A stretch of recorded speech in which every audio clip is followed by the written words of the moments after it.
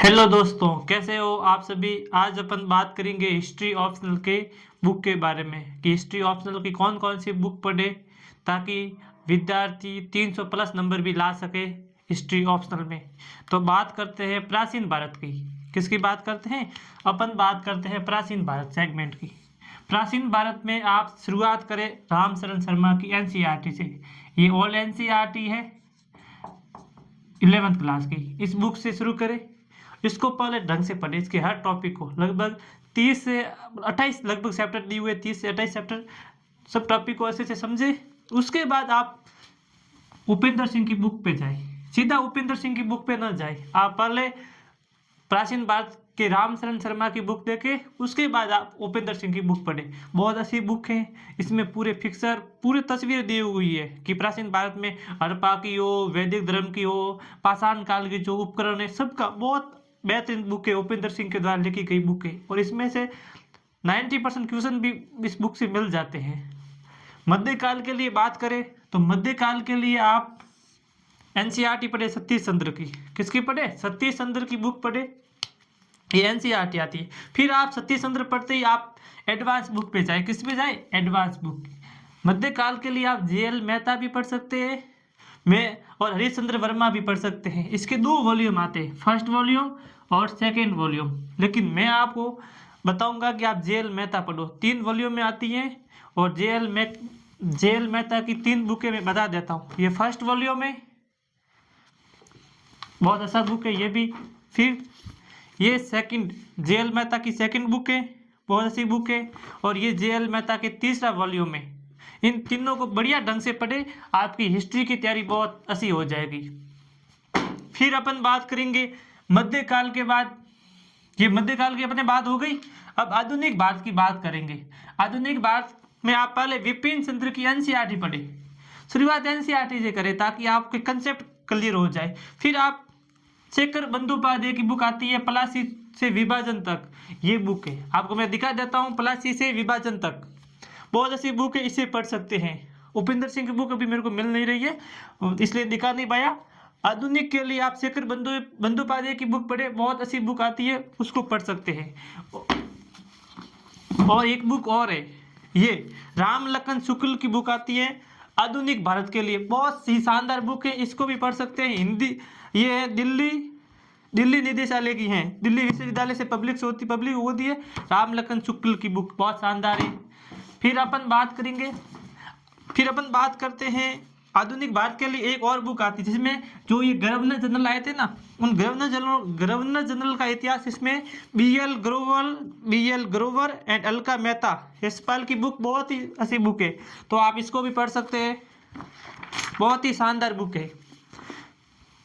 फिर मैं भारत के स्वतंत्रता संघर्ष के लिए बात करूंगा, बहुत ही शानदार है। भारत के स्वतंत्रता संघर्ष के लिए विपिन चंद्र की बुक आती है, ये देखो विपिन चंद्र, बहुत ही शानदार बुक है, आप विपिन चंद्र से पढ़े, बहुत ही शानदार है। और मैं सुम्मी सरकार की भी बात करूंगा कि सुम्मी सरकार भी आप इसको पढ़ सकते हैं। फिर अपन बात करेंगे वर्ल्ड हिस्ट्री की, बात करेंगे किसकी? वर्ल्ड हिस्ट्री की। तो वर्ल्ड हिस्ट्री में आप देखो ये बुक है जैन एंड माथुर की, बहुत ही शानदार है और बहुत बड़ी बुक है, इसे पढ़े, बहुत अच्छी बुक है, ये भी आप पढ़ सकते हो।